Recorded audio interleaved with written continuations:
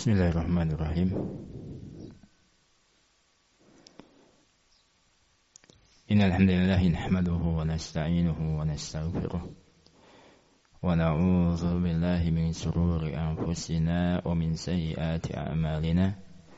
Man yahdihillahu fala mudilla lahu wa man yudlil fala hadiya lahu. Wa asyhadu an la ilaha illallah wahdahu la syarika lah wa asyhadu anna Muhammadan abduhu wa rasuluh. Qala Allah Ta'ala fi kitabihil karim, ya ayyuhalladzina amanu taqullaha haqqa tuqatih wa la tamutunna illa wa antum muslimun. Amma ba'd. Ikhwana fi din, a'azzakumullah. Insyaallah kita lanjutkan pembahasan kitab Taisir Karimir Rahman. Pembahasan kita sampai ayat yang ke-58. Nah,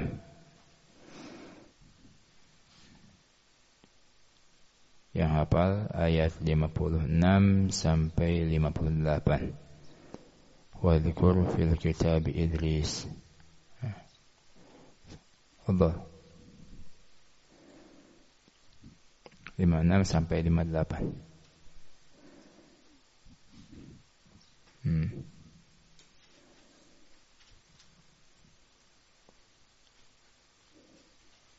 Mana bad? Allah.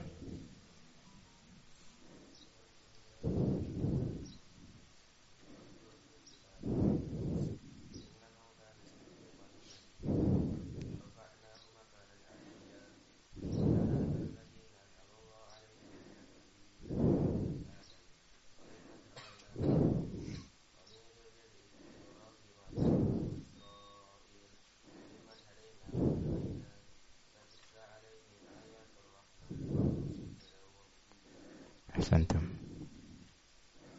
Allah yang lainnya. Sudah.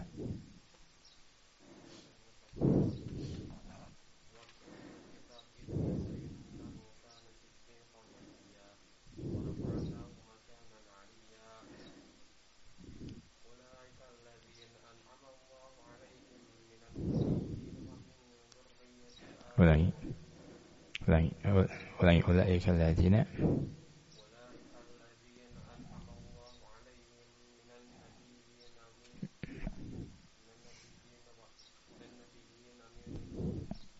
lanjut.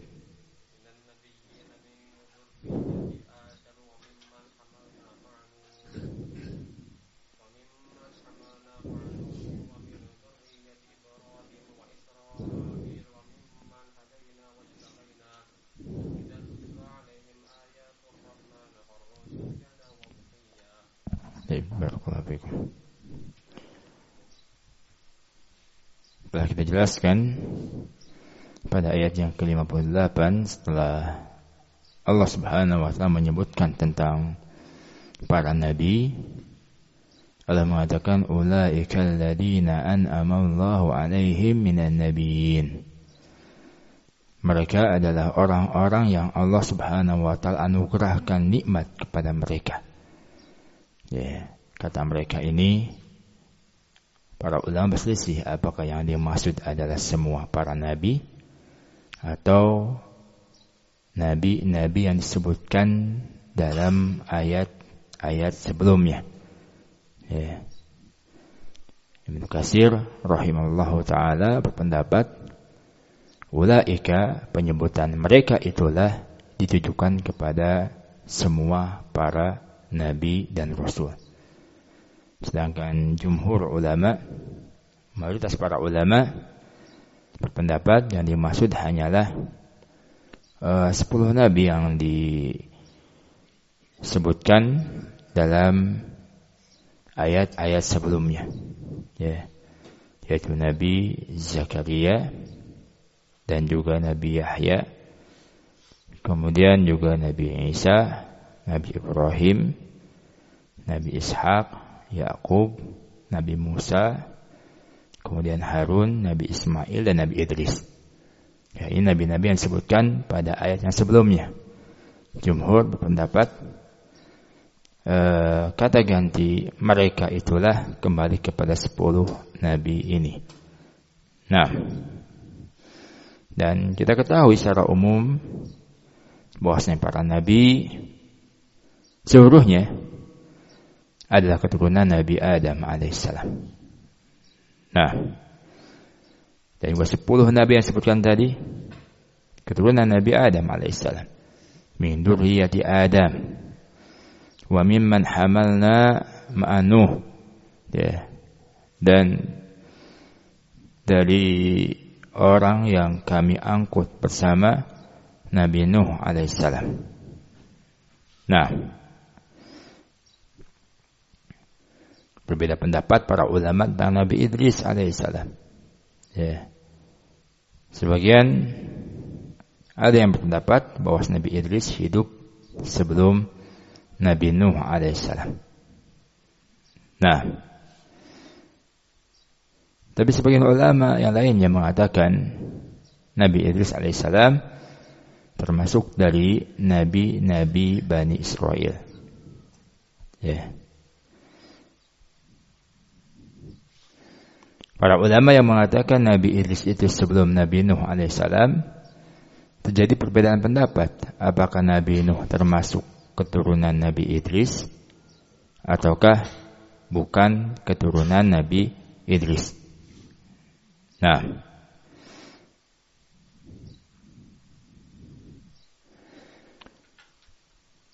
terjadi perbedaan pendapat ini tentang Nabi Idris. Ya. Apakah Nabi sebelum Nabi Nuh ataukah Nabi dari kalangan Bani Israel, yaitu ketika peristiwa Isra Mi'raj Nabi Muhammad SAW bertemu dengan Nabi Idris di langit keempat. Ya. Nabi Idris mengatakan, marhaban bin Nabi Saleh wal akhi Saleh. Ya, selamat datang kepada seorang nabi dan saudara yang soleh. Ya, ucapannya saudara. Nah, selamat datang kepada seorang nabi dan saudara yang soleh. Beda halnya dengan ucapan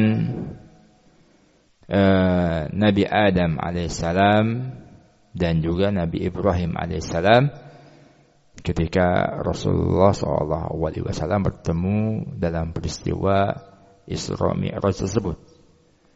Marhaban bin Nabi Saleh wal ibni Saleh. Ya. Selamat datang kepada Nabi dan anak yang saleh. Nah, Nabi Adam mengatakan demikian. Begitu juga Nabi Ibrahim alaihissalam. Dikatakan Rasulullah SAW anak keturunan Nabi Ibrahim alaihissalam. Ya, dan juga sebelumnya Nabi Adam alaihissalam. Sebagian ulama menyimpulkan dari hadis ini bahwasanya Nabi Idris alaihissalam memanggil Nabi Muhammad SAW sebagai saudara, ya, bukan sebagai anak. Karena Idris adalah keturunan Bani Israel. Nah,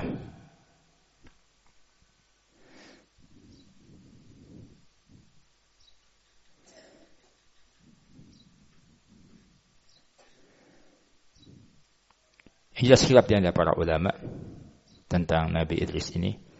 Ya, apakah hidup sebelum Nabi Nuh alaihissalam ataukah beliau Nabi dari kalangan Bani Israel. Nah, wallahu a'lam. Ya.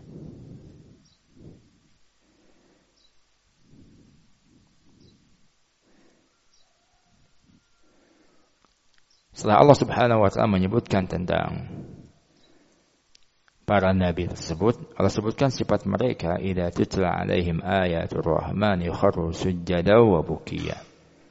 Apabila dibacakan kepada mereka ayat-ayat Ar-Rahman, ayat-ayat Allah yang Maha Penyayang, mereka sujud tersungkur dalam keadaan menangis.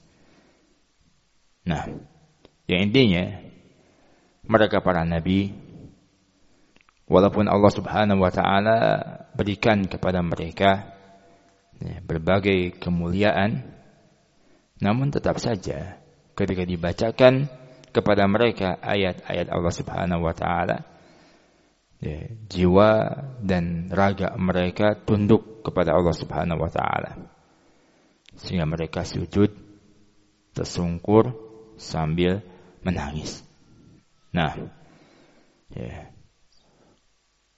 kita perhatikan bagaimana mereka walaupun banyak memiliki keutamaan, kemuliaan, tapi mereka tidak sombong. Mereka tidak sombong, tidak ujub, tidak bangga diri. Nah,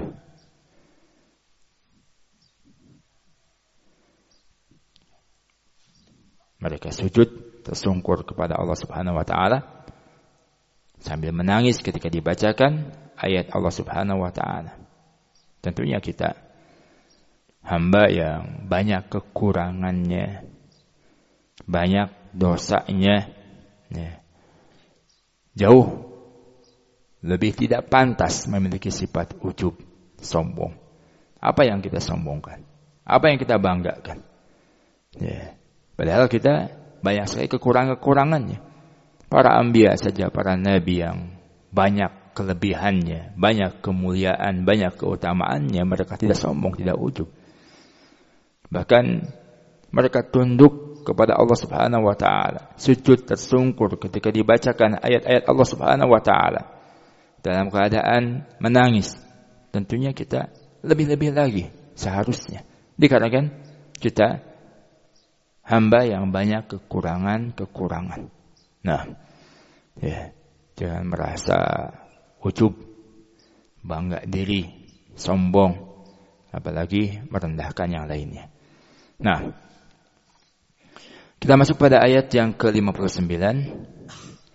Qala Allah Ta'ala fa khalafa min ba'dihim khalfun adaa'us shalah wattaba'us syahawat fasawfa yalqawna ghayya. Maka datanglah sesudah mereka pengganti yang jelek. Setelah para nabi tersebut, datanglah pengganti yang jelek. Adaa'us shalah, mereka menyia-nyiakan salat. Wattaba'us syahawat, dan mereka mengikuti hawa nafsunya. Fasawfa yalqawna ghayya, maka nanti mereka akan menemui kesesatan. Qala Syekh rahimahullahu ta'ala fi tafsir hadhihi al-ayah, lama dzakara ta'ala haula'il anbiya al-mukhlisun al-muttabi'un limaradi rabbihim al-munibuna ilaihi dzakara man ata ba'dahum. Setelah Allah Subhanahu wa ta'ala menyebutkan mereka para nabi yang ikhlas, yang mengikuti perkara-perkara yang diridhoi oleh Rabb mereka, yang kembali dan bertobat kepada Allah Subhanahu wa ta'ala. Setelah itu Allah sebutkan orang yang datang setelah mereka. Wa baddalu ma umiru bihi, mereka merubah apa yang diperintahkan kepada mereka. Wa annahu khalfun min ba'dihim wa annahu khalafa min ba'dihim khalfun, dan sesungguhnya datanglah sesudah mereka pengganti yang jelek. Nah, kalau disebutkan tadi sifat para nabi, sifat-sifat yang mulia. Mereka orang-orang yang ikhlas, mereka yang senantiasa melakukan perkara-perkara yang diridhoi oleh Allah Subhanahu wa taala. Mereka senantiasa kembali kepada Allah Subhanahu wa taala, kemudian datanglah setelah mereka pengganti yang jelek. Yang mengganti apa yang diperintahkan kepada mereka. Raja'u ilal khalfi wal wara', mereka kembali ke belakang, kembali ke kemunduran. Fa'ada'us shalah allati umiru bil muhafadhati 'alaiha wa iqamatiha, Mereka menyia-nyiakan salat yang diperintahkan untuk menjaganya dan menegakkannya. Fatahawanu biha wa dayya'uha. Mereka meremehkan dan menyia-nyiakan salat. Nah, padahal Allah Subhanahu wa taala sebutkan tentang orang-orang yang beriman. Walladzina hum 'ala salatihim yuhafizun. Mereka adalah orang-orang yang menjaga salatnya. Menjaga salatnya. Senantiasa melakukannya, memperhatikan syarat-syaratnya, rukun-rukunnya. Sementara mereka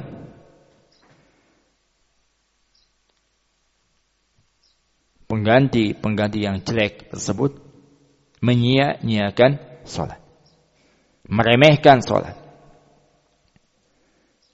Wa idza dayya'u salata allati hiya imaduddin wa mizanul iman wal ikhlas li rabbil alamin allati hiya aqadu al a'mal wa afdalul khisal kanu lima siwaha min dinihim adiya'u wa lahu arfadu.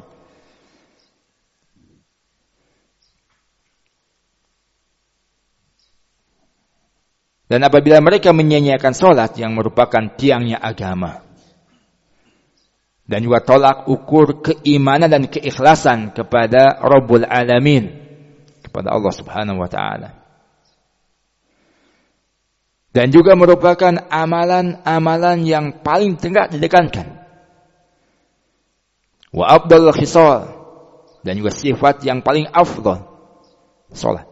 Telah kita jelaskan, salat ini merupakan amalan yang pertama dihisab di yaumil qiyamah. Kalau salat saja yang keadaannya demikian disia-siakan oleh mereka, salat yang merupakan tiangnya agama, salat yang merupakan tolak ukur keimanan dan keikhlasan, salat yang merupakan amalan yang paling ditekankan, amalan yang paling afdal, mereka sia-siakan, maka kepada selain salat dari agama mereka lebih menyia-nyiakan lagi dan lebih menolaknya. Salat saja yang kita sebutkan tadi, mereka menyia-nyiakan, apalagi selain salat. Lebih menyia-nyiakan dan juga lebih menolaknya. Nah, khilaf di antara para ulama tentang makna ayat fa khalafa min ba'dihim khalfun. Datanglah sesudah mereka pengganti yang jelek. Nah,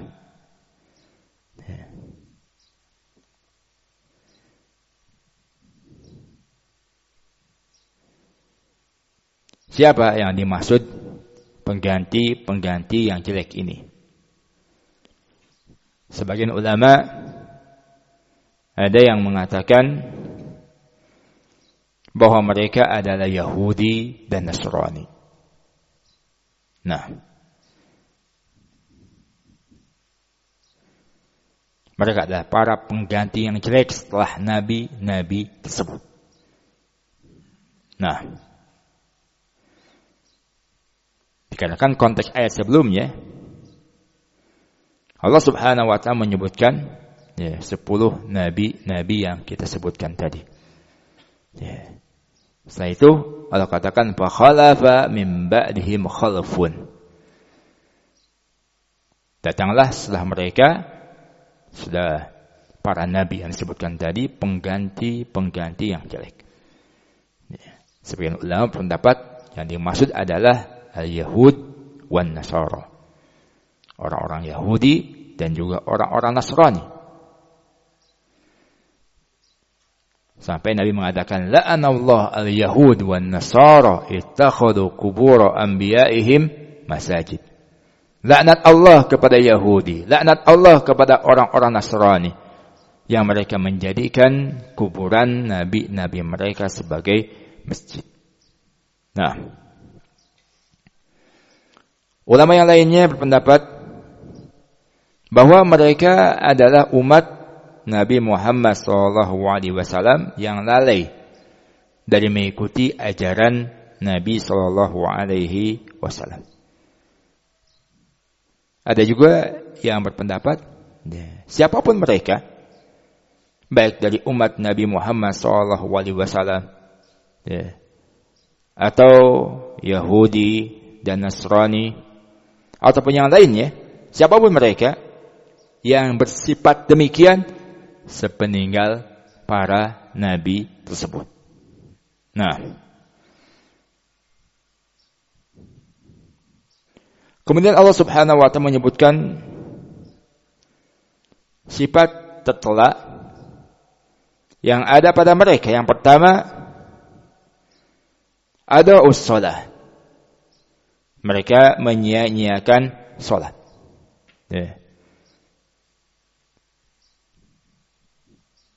Sebagian ulama berpendapat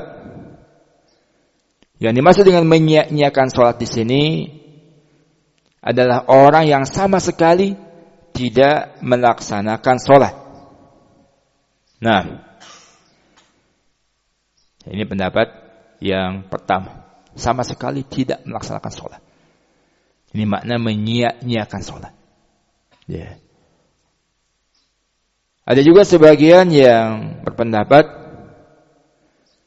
yang dimaksud adalah mereka yang salat tapi tanpa memenuhi rukun-rukunnya, syarat-syaratnya dan kewajiban-kewajibannya. Ini menunjukkan bahwasanya kewajiban salat itu sudah ada sejak zaman dahulu sebelum diutusnya Nabi SAW.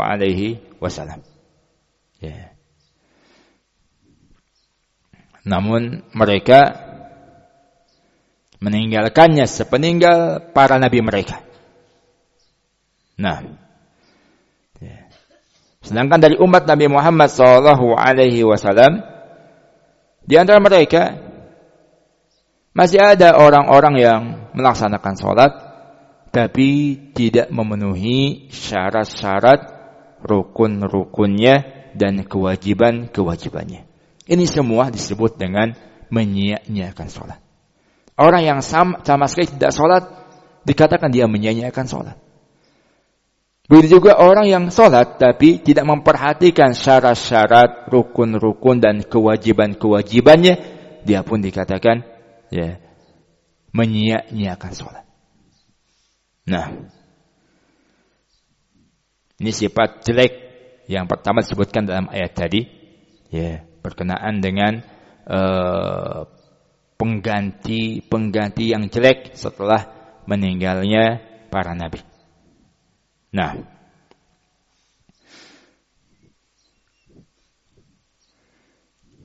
Allah Subhanahu wa ta'ala mengancam dalam ayatnya, fawailul lil musallin alladzina hum an salatihim sahun. Celakalah bagi orang-orang yang salat, yaitu mereka yang lalai dalam salatnya. Nah, makna lalai di sini bisa maknanya orang yang sama sekali tidak salat, atau kadang salat kadang tidak. Atau bisa juga maknanya dia salat tapi tidak memenuhi syarat-syaratnya, rukun-rukunnya dan juga kewajiban-kewajibannya. Nah,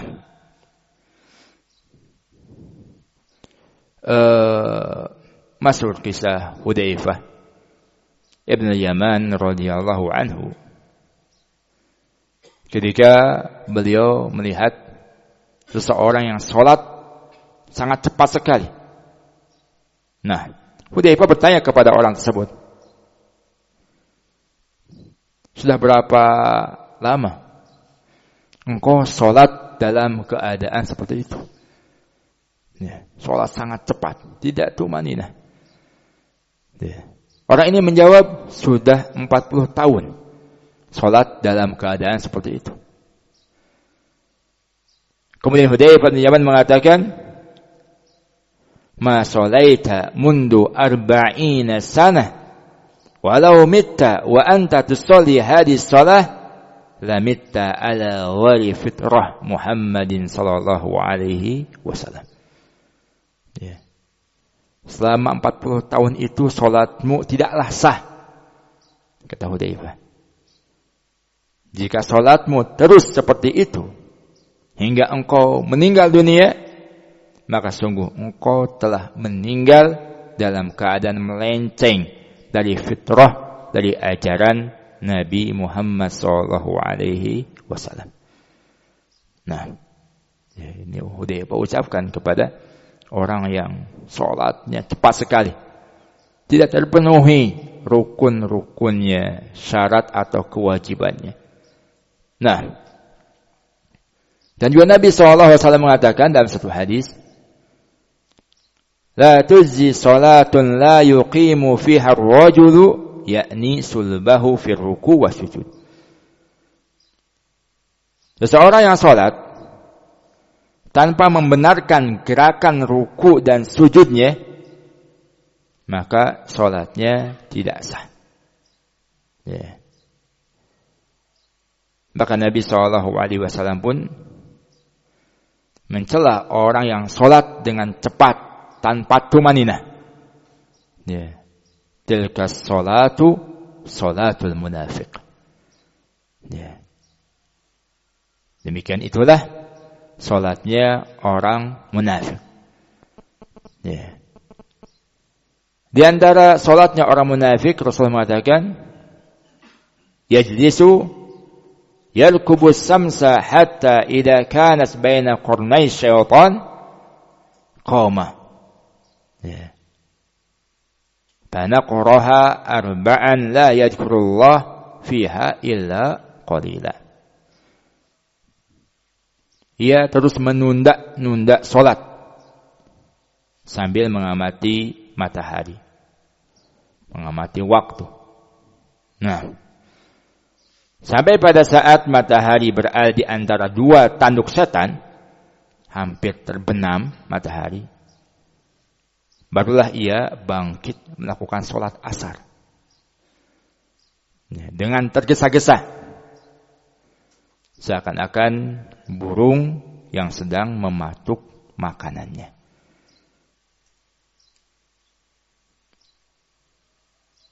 La yadhkurullaha fiha illa qalila. Ya. Dan ia tidak mengingat Allah Subhanahu wa taala dalam salatnya kecuali sedikit. Ini orang munafik. Ya, mengakhir-akhirkan salat. Nah, sampai ketika mau berakhir salat tersebut, salat tergesa-gesa. Nah, seperti burung yang sedang mematuki makanannya, cepat sekali. Ya. Terus mengatakan tilka shalah shalatul munafik. Yang demikian itu adalah salatnya orang-orang munafik. Ini makna menyia-nyiakan salat dalam ayat ini. Sekali lagi, bisa maknanya mereka sama sekali tidak melaksanakan salat. Ya. Nah, atau kadang salat, kadang tidak. Ini menyia-nyiakan salat. Tidak menjaga salat 5 waktu. Atau makna yang kedua, mereka melaksanakan salat tapi tidak memenuhi rukun dan juga syarat-syarat serta kewajiban-kewajibannya. Nah, kita lanjutkan. Qala Syekh rahimallahu taala, wa sababud da'i lidzalika annahum ittaba'u syahawati anfusihim wa iradatihim. Sebab yang mendorong mereka untuk melakukan itu, sebab mereka menyia-nyiakan salat adalah mengikuti hawa nafsu dan keinginan-keinginan mereka. Mengikuti hawa nafsunya dan mengikuti keinginan mereka. Fasarat himamuhum munsarifatan ilaiha, sehingga perhatian mereka tercurahkan kepada hawa nafsu dan keinginan-keinginannya. Hawa nafsu terhadap dunia sehingga melalaikannya dari melaksanakan sholat. Nah, atau hawa nafsu kepada yang lainnya sehingga melalaikannya dari melaksanakan sholat. Muqaddimatan laha ala hukukillah, Dia mendahulukan hawa nafsunya daripada hak-hak Allah Subhanahu wa taala. Ya. Rasulullah menyebutkan di antara 3 perkara yang membinasakan, suhun muta' wa hawan muttaba' wa ijabul mar'i bi nafsi. Sifat rakus yang ditaati, hawa nafsu yang diikuti, dan bangga terhadap dirinya sendiri. Ya. Mengikuti hawa nafsu ini perkara yang bisa membinasakan diri. Panasa min dzalika at-tajyi' li huquqihi, maka muncullah dari sifat itu, sifat mengikuti hawa nafsu, ya, menyia-nyiakan hak-hak Allah Subhanahu wa taala. Ya. Wal iqbal ala sahawati anfusihim, dan dia menghadapkan dirinya untuk memenuhi syahwat hawa nafsunya. Ini bahaya mengikuti hawa nafsu. Nah, kalau dia mengikuti hawa nafsu, dia akan menyia-nyiakan hak Allah Subhanahu wa taala. Lebih mendahulukan hawa nafsunya dibandingkan hak Allah Subhanahu wa taala. Mahma lahat lahum hasaluha. Ya. Maka bagaimanapun ketika tampak bagi mereka, mereka berusaha untuk meraih apa yang menjadi hawa nafsunya. Wala ayyi wajhin ittafaqat tanawaluha. Dan dalam bentuk apa saja. Nah, ya, yang hawa nafsu mensepakatinya, mereka akan berusaha meraihnya.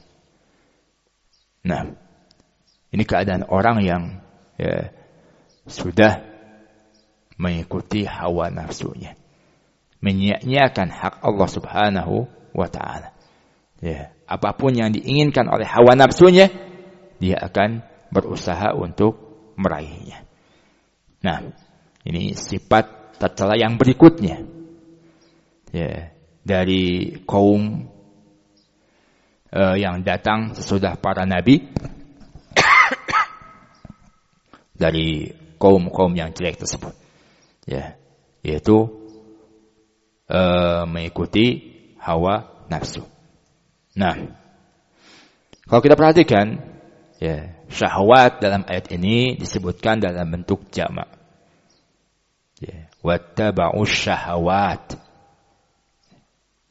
Menunjukkan umum, mencakup segala macam bentuk jenis syahwat. Nah, Syaikhul Islam Ibnu Taimiyah rahimahullahu taala, beliau menjelaskan ayat ini, ya, mengatakan yatanawalu kulla man istamala ma yastahinahu anil muhafadhati 'alaiha fi waqtiha, ya, sawa'un kana al-mustaha min jinsil muharramat.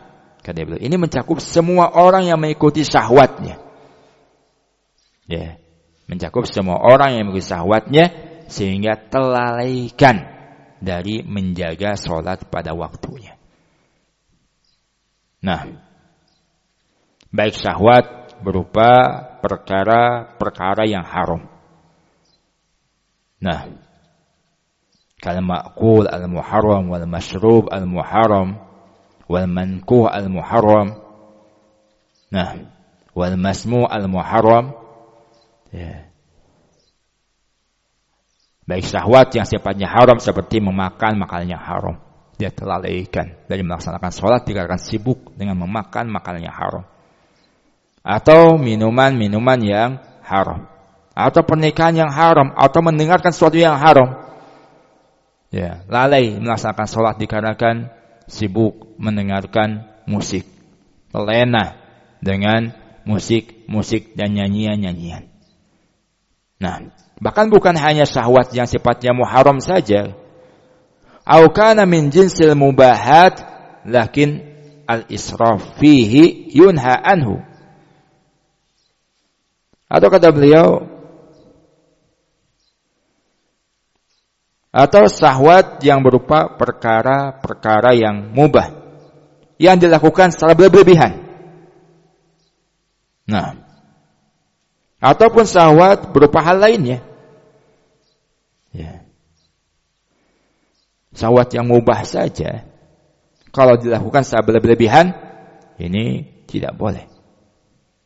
Nah, yang bisa melalaikan dari melaksanakan sholat. Ya. Bila'bin aw lahwin aw hadisin ma ashabihi. Nah, kata beliau, barang siapa yang menunda sholat pada waktunya karena sibuk dengan permainan, ya, sedang main ini, main itu, kemudian menunda sholat pada waktunya, atau perkara yang sia-sia, atau perbincangan bersama teman, sedang ngobrol, ya, kemudian terlewatkan waktu sholat berjamaah, atau sedang bertamasya, atau mengurusi perusahaannya, nah, pekerjaannya, atau mengurus dagangannya, atau yang lainnya. Kemudian dia terlewatkan waktu sholat tersebut, kan sibuk dengan perkara-perkara tadi, syahwat-syahwat dunia, maka dia telah menyia-nyiakan sholat. Dan ia telah mengikuti hawa nafsunya.